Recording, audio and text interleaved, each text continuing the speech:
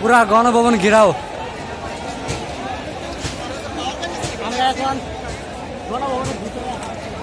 ভিতর কইবেন বাহিরে কইবেন কোন জায়গায় কইবেন, ঢাকার কোনো জায়গায় খালি নেই, সব ভরে গেছে জনসংখ্যা।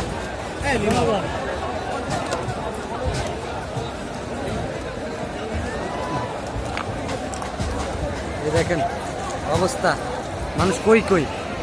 আও চলো চলো চলো চলো জায়গা ভাই, এনতে সহজে বেরোয় যাবে কিন্তু।